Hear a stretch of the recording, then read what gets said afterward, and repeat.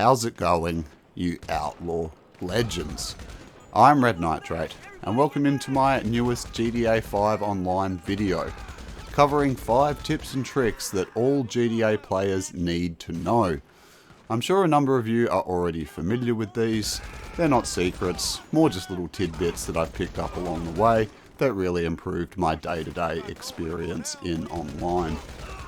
First up, we're looking at snacks. Which, look, snacks are fantastic, don't get me wrong. But unless you know this little tip, they can be incredibly infuriating to use due to how long they take to consume. Resulting in a situation like you see now. My guy out there completely exposed to gunfire, just casually eating his P's and Q's, and then, well, dead. Instead of that, what you're going to want to do is come into cover before eating your snacks, and as you can see here, it instantly tops up your health and completely cuts out the eating animation, which is of course a massive time and, well, lifesaver. Then for tip number 2, we're looking at one of my favourite commands that I found while playing GTA Online, which is quick throwing grenades. Yep, that's right, no more cycling through your weapon wheel. You can keep your gun pointed at the enemy and lob a grenade in his direction for a little extra explosive oomph. To properly exhibit the quick throw ability, I brought us to a quieter place where we can test it out properly. Traditionally, you would have to cycle through your weapon wheel, select the grenade, throw it, then reselect your gun, as I've just done there. However, with this method, you can keep your gun drawn at all times and throw a grenade while you're moving around and shooting. To do it, while aiming your gun, you'll want to press the letter G on the PC version of the game, or left on the D-pad on the console versions of the game, and presto, quick throw goodness. The cool thing about it is it works with any throwable weapon that can be selected in this part of the weapon wheel. The next one isn't really a trick necessarily, as it's technically something that's mentioned in the key bindings. However, it's quite buried in there, and a few of my viewers have been asking about it, so here we are. But yeah, it's dropping weapons and ammo, which can be really useful if you're trying to clean up your weapon wheel when using a gun locker doesn't work, like during missions and heists where they annoyingly reappear. In order to do it, come over to your weapon wheel and hover over the gun that you want to drop. Then what you need to do is press F9 on PC, or triangle on PlayStation, or Y on Xbox. And it will drop just as my RPG has dropped just then. You can then leave it there, recollect it, or a friend can pick it up. You can also drop ammunition by doing something similar. So same as you did before, come over and hover over the gun that you want to drop ammo for, and then you need to press F10 on PC, circle on PlayStation, or B on Xbox. You can drop as much as you like, and yeah, same as I said before, you can recollect it yourself or give it to a friend. It's worth noting that you can only permanently drop guns in the console versions. You can drop them in the PC version of the game, but they will come back when you change session. It is unfortunately Rockstar's attempt at circumventing the common modder exploit of removing players' weapons. Also worth mentioning that certain limited time only weapons, such as the Tommy gun, can't be dropped, but luckily most of them can. The next tip is super cool, and it allows you to teleport from anywhere on the map back to either your facility, where I am now, or your apartment. All you need is an active heist set up with Lester, and you're good to go. Really useful if you're pinned down by griefers or get stranded somewhere in the middle of nowhere on the map. If you've already got a heist ready, you can skip this step, but I'm just setting up the first Doomsday Act, as it's the cheapest option for teleporting back to my facility. If you want to teleport to your high-end apartment or property, set up one of the original heists with Lester over there instead. Okay, so to teleport, you will need to either be a CEO or MC president, and you will get a job invite from Lester to your current heist.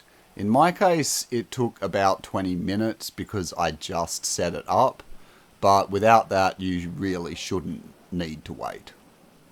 So come into your phone and then go to Jobs and look for the notification from Lester regarding your current heist.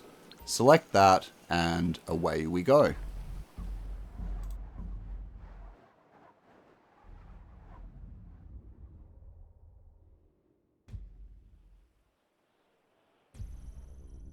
And there we have it. Instantly teleported back to the facility. Super, super useful. It has helped me out on countless occasions. But yeah, here I am outside my facility, worked like an absolute charm. And to confirm what I said earlier, now that the heist has been set up and paid for, the notification immediately came up, like literally seconds after I got outside. So yeah, you can pretty much use it as often as you like. Now it's time to save you all kinds of money.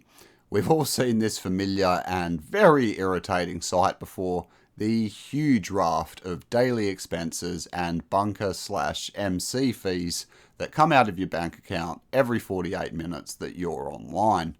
Well, I'm going to show you a way that you can avoid being gouged every time an in-game day passes. As you can see here, it's just gone 10 AM on Wednesday, which means come 10 AM on Thursday, we will be charged for all of those services all over again. Well, no more. As I mentioned, one in-game day equates to 48 minutes in real life, and if you change sessions before that 48 minutes is up, you will completely avoid paying all of those fees.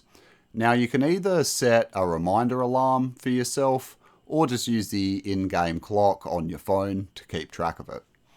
It recently hit 10 AM, so I would aim to swap sessions a few hours shy of the 24-hour cutoff, just in case you get caught up with what you're doing and need a bit of a buffer. So yeah, I'll transition back when we're a little bit closer to that. Alright, as you can see, we're now only a few hours until the 10 AM daily changeover. You can note my bank balance there if you're interested as a reference point, and you'll see later that it remains unchanged. But yeah, just before we change session, you'll just want to check your spawn location is set to last location, so that you end up in the same place that you left off when you swap lobbies. Then you just want to come over to the start menu, online, and then find new session. And then just wait for that to load.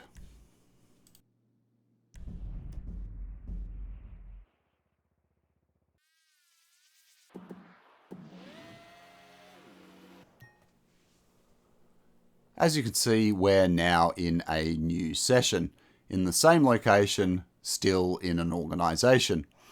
And as I pull up my phone, you can also see that we're getting very close to when we're about to get charged our daily fees. Now, for anyone who wants to take my word for it, you can go ahead and stop watching now, as you've pretty much completed all of the steps. But some people, they need that solid proof. So what I'm going to do is speed up the video for a few in-game hours, well past the 24-hour cutoff when you would get charged, and show you that no daily charges whatsoever have been taken from my account.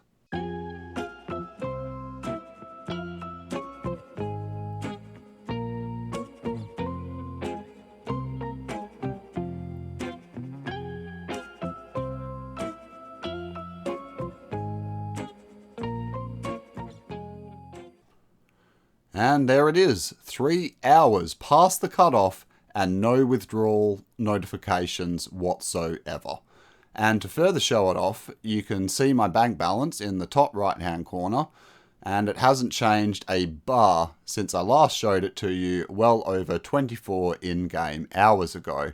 Granted, this method might not be worthwhile for more experienced players who are pretty cashed up, but for newer players who are lacking in money, it's a great way to save an absolute ton if you're prepared to put in a little time management. But yeah, that'll be a wrap for today, folks. I hope that this answers some of my viewers' questions and maybe even provides some OG tips and tricks goodness to some newcomers as well.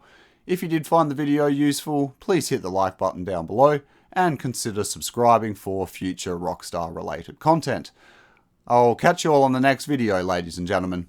I'm Red Nitrate. Stay legendary, everyone. Bye now.